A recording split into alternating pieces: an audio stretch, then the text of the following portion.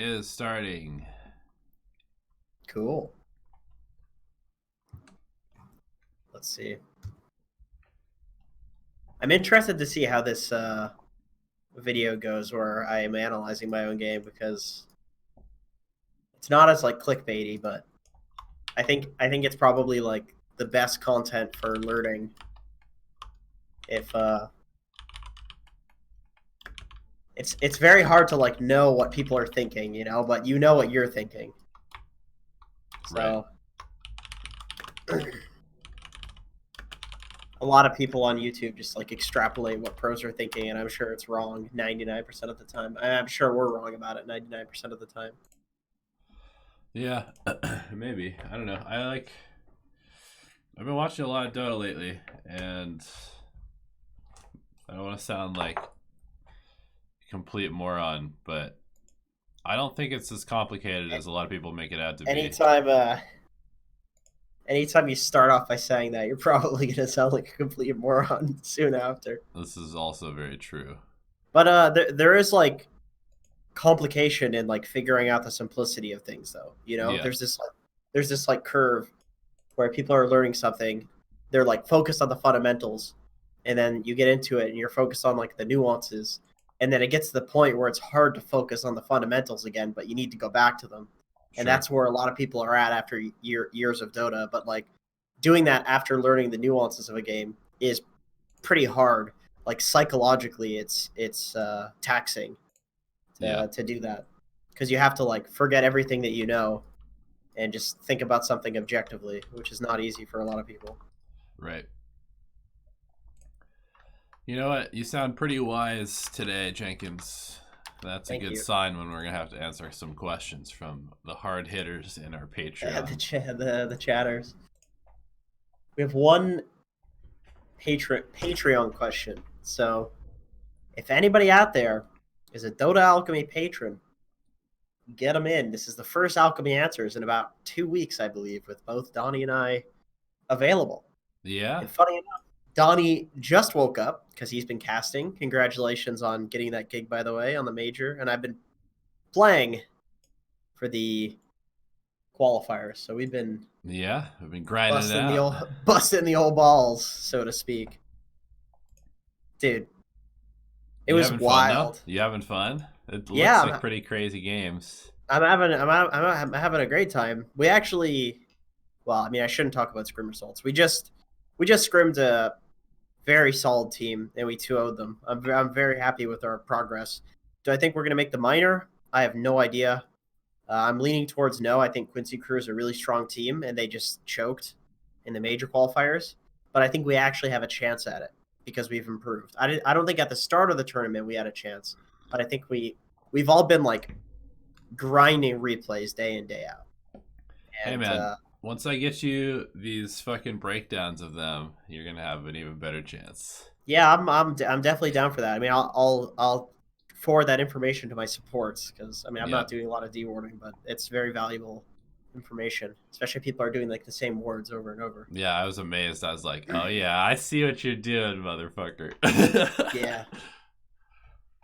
Sounds like I have the Midas mode flu. I do actually. Funny enough, Donnie somehow has a flu too, but we have not been in contact for about, how long ago was WESG? Was that like a year ago? Yeah, it's coming up because I'm going back.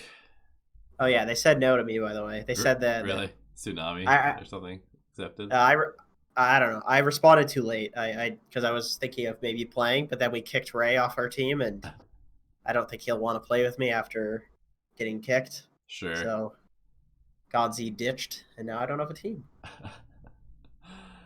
Hey, well, maybe you can ask That's Arteezy to play with you. That'll work. Maybe. I don't know any other Canadians other than the people that I was gonna play with that are immortal players. I mean, we were at the last tournament. It was like it was Arteezy and Moon Meander, the Ray team, and then all like ancient players or like low immortals. Yeah, it's pretty legit. You can join Callan crew maybe with Captain Canuck if he's playing. I mean, that would be fun, but their chances of winning are, you know, next to zero, which would be kind of shit. Feels bad, man. Yeah, or replace Snake King and Flying Papagus. That'll work. That's the good one. Yeah, that would be great. Replace like the top major seeded Yep. NA team. Dude, I'm gonna go out on a little bit of a limb here, but I think that the Dota scene is so much better when Eternal Envy is relevant. That guy is think what you will about him, but not only are his games really entertaining to watch, like regardless of whether he's winning or losing, but I don't know, there's something about him. People love to hate him, but then he also has this fanatical fan base, and so it gets really interesting when he's No, he's definitely a good character. I mean, he's a villain, obviously at this point, but he's a great character. Yep. He's just infamous. I mean, a lot of people play up their character. I mean, look at Kyle. Kyle's like shitting on people left, right, and center on Twitter, and he's shitting on people in his cast, and it's just for entertainment. It's just to create stories. That's like what our job is as like esports people. Yep. Is to like entertain people. It's for fun. It's all supposed to be for fun. It's like regular sports. It's kind of like wrestling.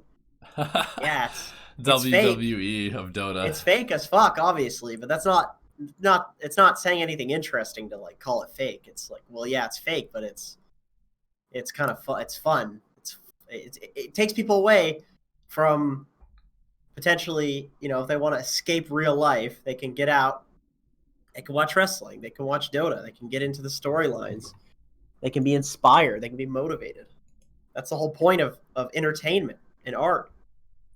It's true. We're getting really philosophical already, and that cues us to start the episode. So thank you, everyone, for tuning in to Alchemy Answers, episode 49. We are almost halfway to 100, and that feels pretty good. What doesn't feel very good is the fact that both Jenkins and I are extremely sick today, so we apologize if there's little sniffles or coughs. We're going to try and mute ourselves. God damn it, Jenkins. Ruining my intro. I'm so sorry. Thank you, as always, to our patrons for supporting us and providing us with great questions to create content from, and I think we'll also be taking quite a few questions from chat today as well. So, appreciate you guys tuning in. I like what Cyanide said in chat. We were comparing Dota 2 and esports in general and all the drama to wrestling, but he said it's more like UFC, where the actual fight is real, but the drama behind it is purely marketing. Right. Yeah. I can see that. I agree with that. I think it's a lot less like structured and formulaic than UFC is. Like, it's all individuals doing it at this point. And there definitely should come a point where there's, rooms of people coming up with like, okay, here's how we're gonna market this, or we're gonna do this drama. I know it sounds really like scummy, but all the character work behind it, yeah. Yeah, it's just for fun. It's just to try to create the most interesting experience for people. That's what it's really all about, dude. Let me tell you, I learned a lot from Midas Mode, from people there, from like Slacks and from Kyle and Purge and Zyori. Just like, they're fucking smart people, man. They're smart. Like Kyle, for example, like I said, he's the type of guy that he could be so wrong in an argument and he'll still beat you in the argument. Like, he'll just be so goddamn wrong, but he's such a convincing person. And like kind of alpha, when it comes to, he's charismatic, I should say, and it makes for some interesting conversations. Slacks is like a creative fucking genius. The jokes that he's coming up with, just like for fun in the back little like green room, it's not even on camera, and he's coming up with these like really funny bits, doing like accents and stuff, and just like totally inappropriate shit. Like, we were trying to figure out what accent to do for the what's it called? Not Mr. Midas, not Sir Sadim, the dad, which is the Iron Talon. And he was going through the accents. He did like an Indian accent, he did like Scottish, he did Irish, and fuck, man, they were all spot on. Like, yeah, they were spot on and super funny. He was just like making Dota related jokes with like the different accents. It's like, Jesus Christ, dude, you're not even on camera and you're just doing this. Like, he just churns out like creative shit.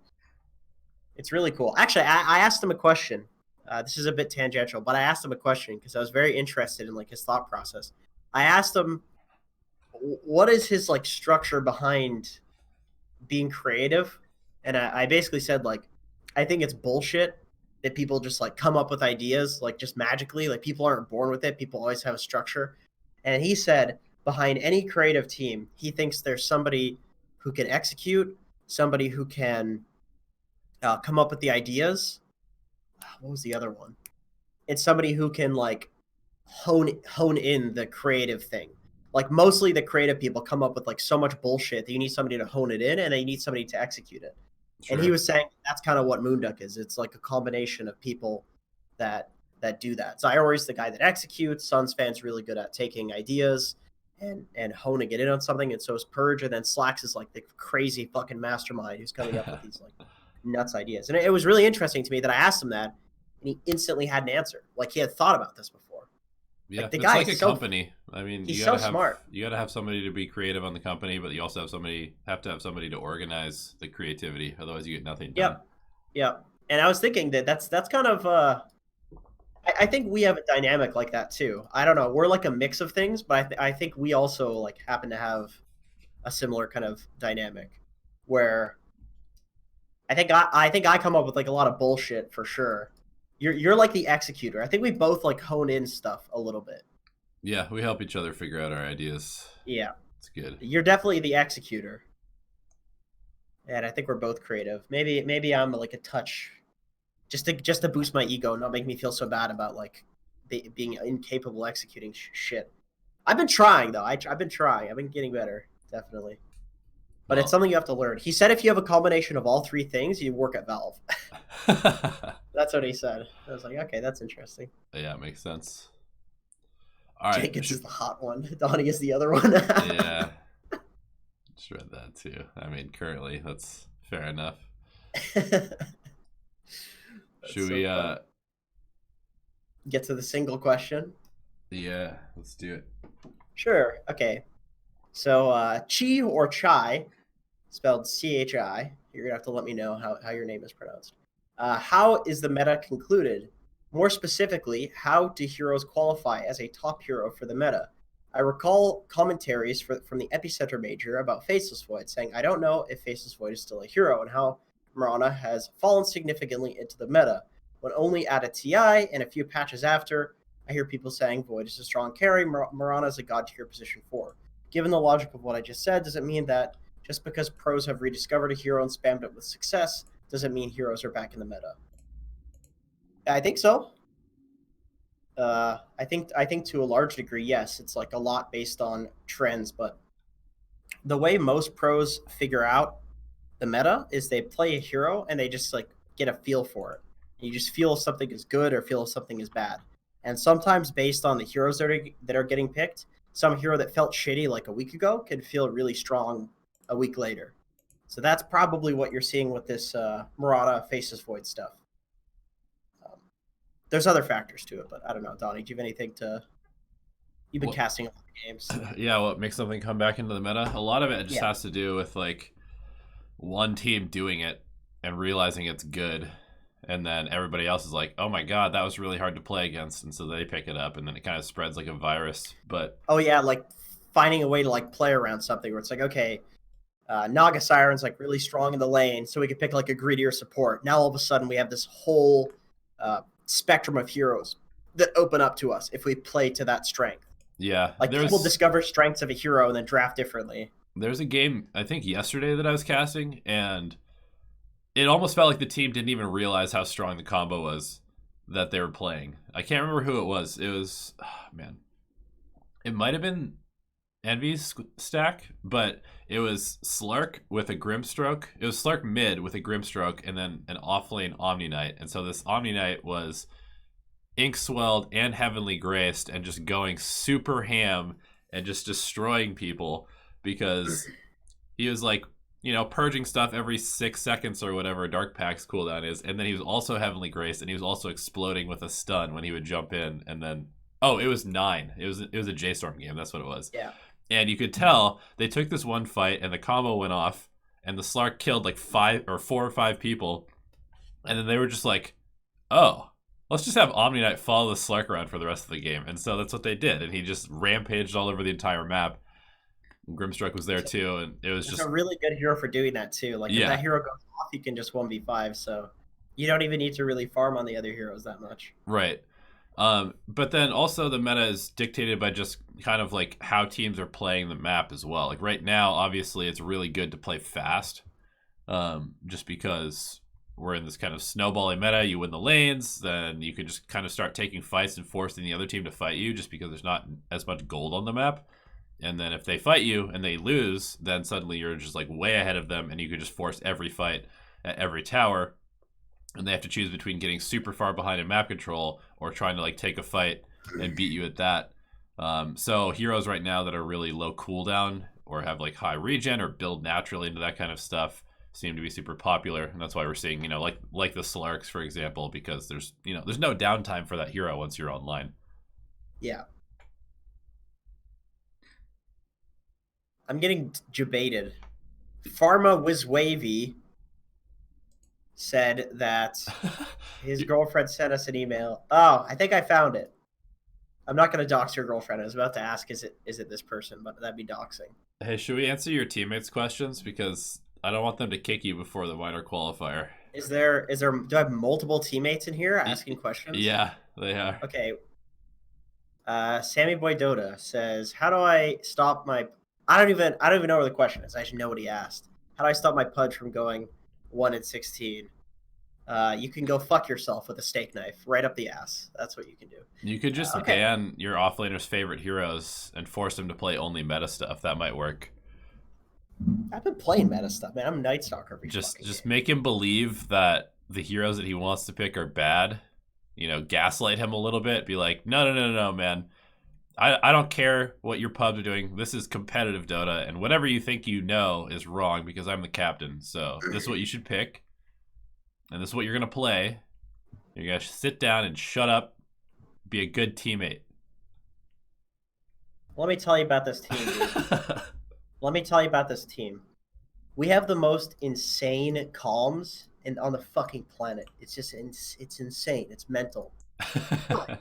But these are some of the smartest motherfuckers that I've ever played with.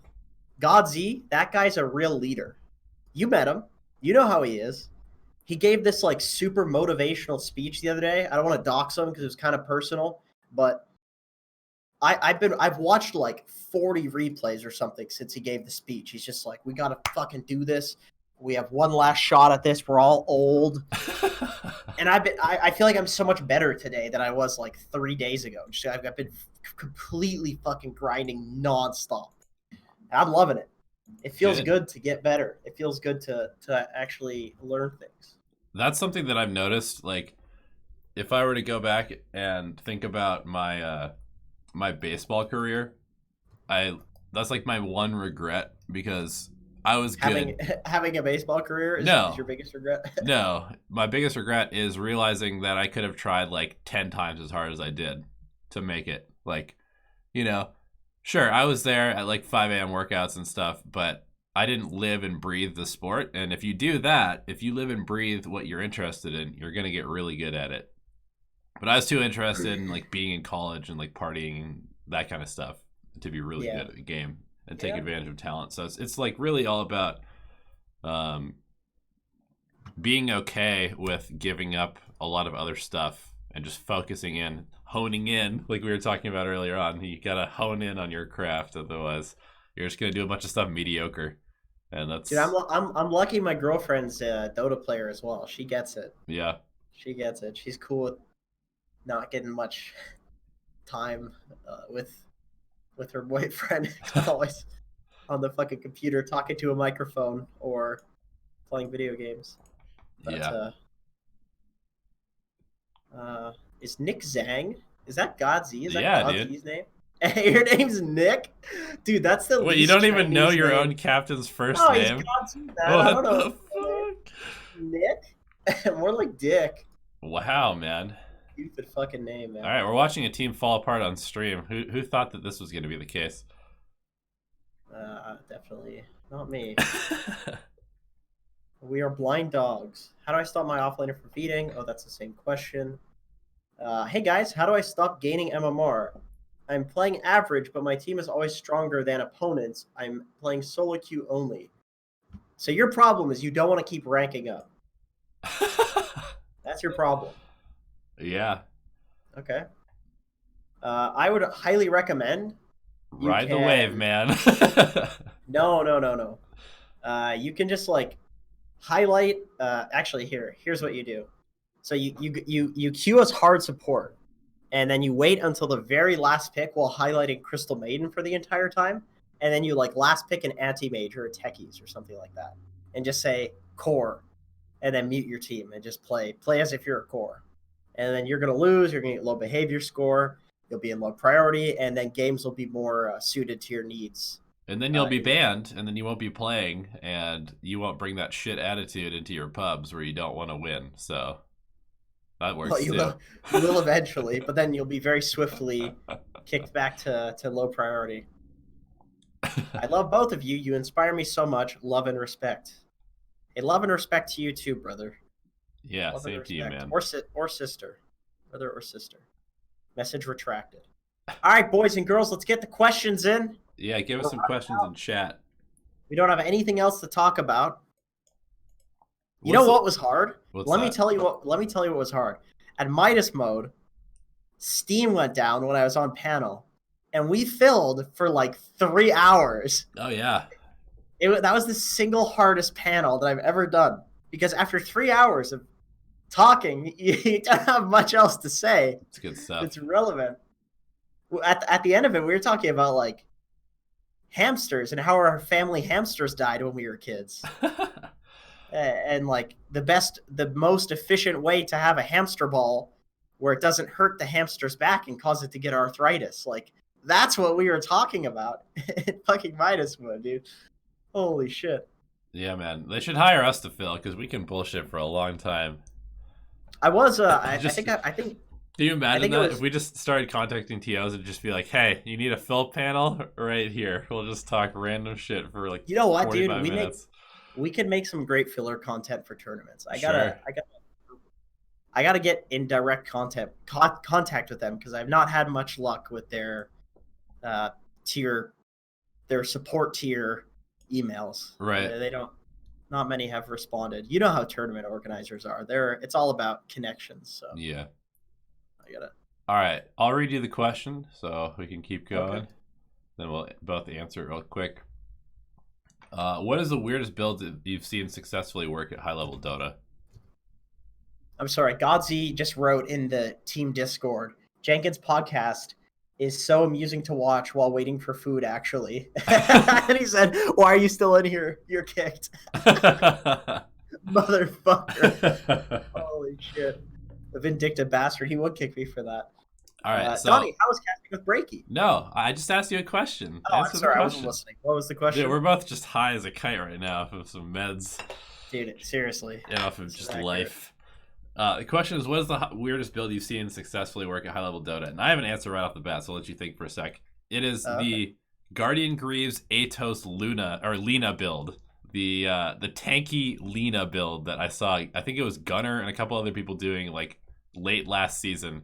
That looked really nasty because you'd just be super fat and tanky and hard to kill as Lina, but you'd also run around and just be disabling and stunning people and using your low cooldown spells to just, AoE damage everywhere. That was cool. I have one, but it's not from like competitive, it's from like high level party queue, which is basically scrims. But I saw somebody go on Slark. They went for so they had like an Arc Warden mid or something, right? So they had carry potential for the late game, obviously. And they went for Pipe, Crimson Guard, Blink on Slark with like 2 Wraith Bands or something. And it was actually really fucking good. Like at first it seemed like this kind of silly build, but legitimately like he stayed alive for so long that he did a significant amount of damage, and he was so tanky and hard to kill, but he kept jumping our backlines. So like we had to kill him, but he had all of these tank items. And I don't know. It seemed really legit. I don't know. I think Envy sometimes goes for like a pipe on Slark. Mm-hmm. So maybe the Crimson Guard is overkill. Maybe he's already unkillable with the pipe. Right. But Yeah, I don't know. It makes a lot of sense, especially if you build the Blink Dagger as well and jump back lines. Like, you're just unkillable and you're forcing the enemy team to try to kill you. Yeah, they all It's have to really hard to focus deal you, with. and you want to be focused when you have those items. So Yeah. it makes sense. Jenkins, can quick tips to counter Shadow Fiend. Good Shadow Fiend players always triple or double raise me. Well, you can get stuff with like really high damage and just destroy them in lane. Uh, Something like Tiny is really good. Tiny's actually like doubly good because the way to beat SF in the game is just pick some hero that can burst him. Like the problem with Lina and SF as mid laners is that they really need some sort of peel. They really need some heroes to like protect them. So if you have some hero that can like jump on them and just burst them, they're so squishy, but they're also incredibly value to kill. So Tiny's like a really good pick. But yeah, I would say, I mean, just pick your like preferred lane dominating hero and then kill the SF in like the early to mid game. That's kind of the play that you want to make because that hero is very good at winning lanes. Yeah, He's SF is always hard to lane against, but he's one of the easiest heroes in the entire game to just wrap around on and gank. So, like, nighttime, just call your supports, smoke mid. We're killing this guy, like, 100%. Yep, very good. Question for Elevated: do you have any other heroes that you found for meme or meta? All right, Donnie, let's see the spoilers. I've been keeping my eye out, and I haven't really tried anything super weird lately. I've just been playing a lot of Coddle and like Venge and This Shadow guy's a Shaman. Coddle abuser, dude. I am a This Coddle motherfucker. abuser. But I've kind of been liking the idea of Venom as their support, but I haven't really gotten it to work very consistently yet. And the reason I like it is because you have similar talents. You have similar talents to a lot of other supports, and you've got a 90 GPM. You have very good late game spells, and all you have to do is just kind of like sit in a lane and keep a tower alive, which is what a lot of fives are doing. You do it kind of in a different way, just playing a bunch of wards and just being annoying. But I actually don't really have any meme or metas currently in the works. You think it's a good 5 or a good 4? A 5. Okay. I mean, it's probably a better 4, but I only get to play hard support because that's just what my queue pops for. So that's what I've tried it as. I feel like the hero kind of needs levels as a maybe he's like a Tiny where he'd prefer levels. Yeah. But there's a way that you could probably skill him where you like don't need that many levels. Like Tiny as a support, you just max Q and W and skip everything else. Right. Maybe on Veto you just max like Q and W and you skip everything else. Yeah, you definitely go like 2 points Veil. You get at least 1 in Poison Sting, and then you go wards depending on the game. I don't know. Like I said, I'm still kind of trying to work it out, but also one thing about pubs is like 5 in pubs kind of doesn't exist. It's more of like 4-5 because if you play a 5 in pubs in solo queue, you're just gonna fucking lose, and so you have to get farm because your team is gonna give you space like 100% of games because they just don't play the map very well. The enemy team will give you space too. Yeah, exactly. So that's the biggest thing. The meme or meta is, can you actually play super ungreedy and still win the game? And the answer is no. The meta is actually to play 4 as a 5. Hope you guys feel better soon. Drink some lemon ginger tea. Yeah, it's good stuff. Right. Now that's some bullshit right there, dog. That's some hocus pocus pseudoscience right there. That's never worked for me. Dude, ginger is delicious though. Ginger tea. Let me tell you something, man. I for the longest time would drink chamomile tea before bed, and I'd fall asleep, and I was certain that it was putting me to rest. I was in a good slumber, and then I Google it, and the very first Google search result is like a PubMed study that shows no link at all between chamomile tea and sleeping better. In fact, for a lot of people, it made it worse. So since then, I have been so done with all the teas and all the remedies. I just think it's all bullshit by default. Not saying it necessarily is, but it is. It is bullshit. Everything's chamomile tea. Honestly, these meds that I'm taking for my cold and my sickness, this shit's not working either. It's all bullshit. There's no cure for anything. It's all fucking placebos. Your brain just does it for you. I mean, your body will heal you a lot more than most medicines will if you just give it Yeah, some rest. exactly, That's dude. for sure. Exactly. It's Okay, I wanted to propose a couple more memer metas that I've thought about a little bit because this okay. this is like my favorite thing to do is just to try and figure out what most people think is super dumb. Ruin pubs is Yeah. your favorite thing. I think that you could probably play a Wraith King as if he was a Lycan in the offlane. Just go Helma Dominator and like pushing items and buff your skeletons and just pretend to be a Lycan essentially. Yep. And I also think that Doom support is underrated because nobody's playing that hero, and I think the hero That's can't be that probably bad. true. That's probably accurate, I think. People ran Doom 5 for a while and it felt Yeah, pretty damn good. you just kind of like sit there. You're like an ogre. You absorb a bunch of damage. You go eat some creeps. Like you end up having a bit of farm because of Devour, and it My just kind of problem happens with naturally. my problem with Wraith King as an offlaner is that in order to use the skeletons, you need to get CS, Right.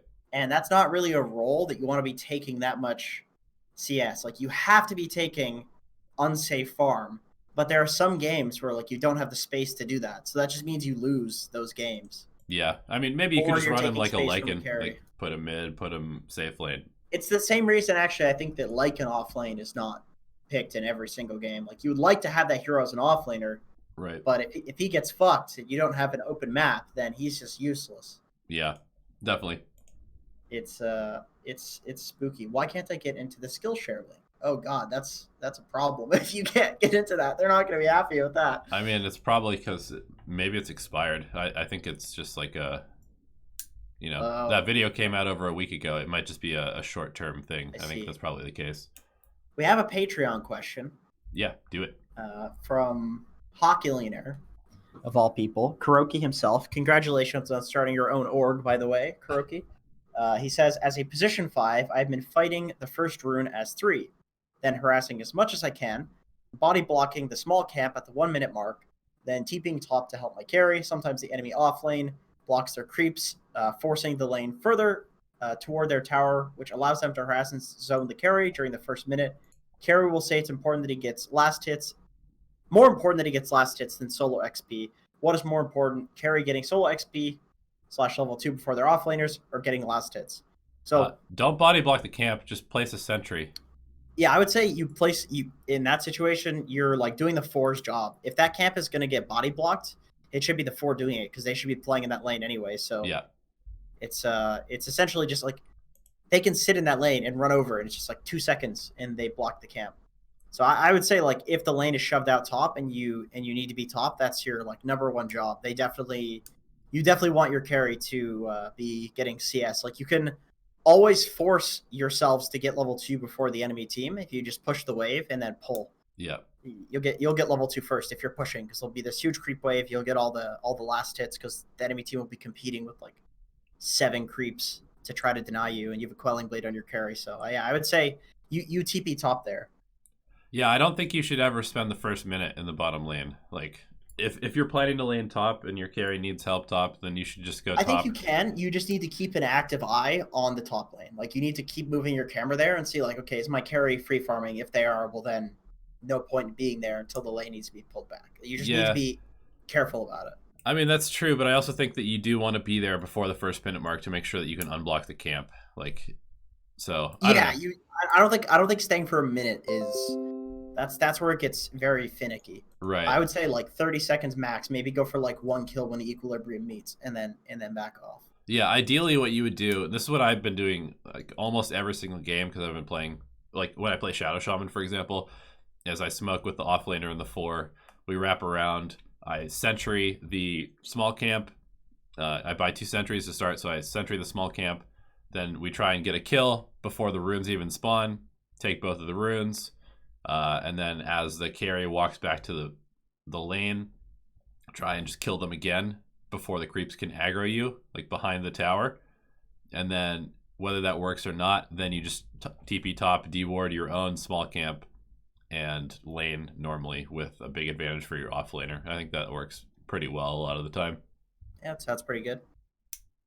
Somebody said, Jenkins, is it true that you will be playing James McAvoy's stunt double in the next X-Men? That is not true, but what I can confirm is that I am actually playing the younger version of whatever the fuck his character is. Professor X. Professor X. I was gonna say Magneto. I'm playing a younger, fatter version of Professor X when he was having a rough period in life and eating a lot of pizza pockets and watching Family Guy basically every night. So it's like before I'd really come into his powers and had use for the world, right? yeah, he was just like looking up like the references with his mind in Family Guy. Like it would go to a flashback, which happens every few minutes, and he'd be like, "Oh, I get that reference." So he could watch the entire show and get the depth that is the Family Guy experience. That sounds like a Seth Rogen movie in the making, which is just like X-Men are like superheroes who just use their stuff for like really mundane tasks. They don't realize that they could be a superhero, so they just like sit at home and they're just like blinking their eyes to like change the channel or like turn on the microwave for their pizza pockets. Dude, imagine being like an X-Men and just getting like a totally useless superpower. Just like the ability to turn like chairs into tables or something like that. It's just like, you need to there's extra people at the picnic. Don't worry, hand me that chair. I got you. Just fucking totally useless. It's like we need to take down this bad guy, and you're like, well, if he picks up a chair, chairs, I'll throw tables at them. If he picks up a chair, I might be able to help you out. I'll turn it into a much heavier object that they can't lift. All right, we have another question from Hockey Leaners. Question 2: through the same process as mentioned before, when showing and harassing S3 for the first minute, sometimes an enemy offlaner, it sometimes makes the enemy offlaner TP to the safe lane. What? It does? Holy shit, that's great. Wait, what? That's good. If the enemy offlaner TPs to the safe lane, that's fantastic. Then you win the game. Then you just leave. And then you just leave and there's 2 cores in 1 lane. Yeah, then the game is over already. Yeah, that's fantastic. You just go top, you pull, you harass the guy that's solo, and you win the game. That's what you want to do. That's the ideal situation. Love that. Love when that happens. Okay, we're done with questions unless Hockey Leaner has any more. You have the podium, Hockey Leaner. Nobody else. Let's take a couple more from chat. Okay. Let's see. I play a lot of Skywrath mid, and I tend to focus so much more on killing the mid hero over CS. Is this viable as I get to higher rank, or should I be focusing more on CS? I would say you need to focus on the CS. I don't feel like you need to prioritize either. Like, that hero just does so much damage. You just, like, anytime they come up for a CS, you just bolt them in the face, and then you aggro pull and just try and keep the wave, like, in the middle with you having high ground advantage. And you've got movement speed advantage, you've got range advantage most of the time, and then you just keep them super low, control the runes, and then you should just naturally be able to kill them as a result of that. I think it's really important to control the wave if possible in that kind of lane, because it's like one of those super high harass heroes like a Huskar or a Viper or something like that. If you just shove the wave into their face, then they can't play the game they want to play. But if they're able to just sit on high ground and just right click you with their annoying orb effects, or just you have to take a bunch of damage just to get every last hit, then you just kind of win the lane and get kills as a byproduct of that.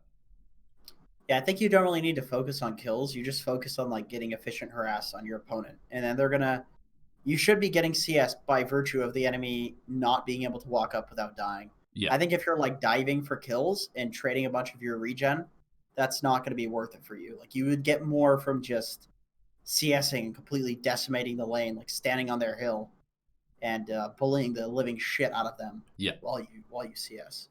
Yeah, I think that's the big thing is, like, you probably are dominating the lane as the Skywrath, and then you're probably diving them under tower to finish the kill. But if you think about it, if they're at like a sliver of HP and they're just sitting under their tower, barely in experience range or not in experience range, they're basically dead, but it's better because they don't get to come back to lane with full HP and mana. So just keep them super low, and they're going to have a terrible, terrible laning stage as a result. Yep. Yeah, exactly. Hockey Leaner has an addendum to his question. He said he meant the enemy position 4. I still think it's the same result. If the position 4 is not harassing your carry, you're winning the game. And then Orifex has a question. Can you do more analysis of your own games, both of you? I think showing people how you review your own replays and critique your play is useful. Love you both. Feel better. Love you too, JCJ. I guess with that, in all honesty, like self-replay reviews don't tend to do that well in terms of viewership. So if we I mean, which is on us. Like, we need to find a more interesting way to do it for sure, like a more interesting format. Because I do believe that is like the best way to learn, is to like learn directly from somebody else. Like, the most that I've ever learned in Dota is like asking people questions and hearing it from them, not like analyzing other people's play. And I've heard that from a lot of other people. Like, I always reference like CC&C. Whenever he was coaching me, I asked him like how he went from being ranked 200 to literally rank 1, and he told me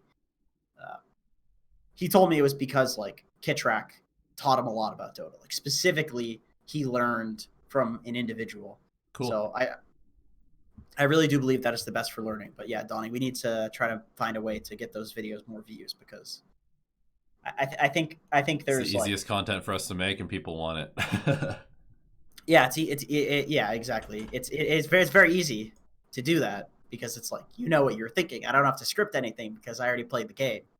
Yeah, so I mean, one thing that I'm planning on doing when I'm not sick, just because I have a bit more time now, is I hate streaming and playing at the same time, because it just makes me play worse, because I'm like trying to interact with chat, but in Dota it's very hard to interact with chat and play a game. So instead, I want to just stream basically like my video making process / replay review process, because then I can just review a replay and also have a conversation with chat. And like, I did that a couple times before I got sick, and people seem to like that, so that's probably what I'll continue doing.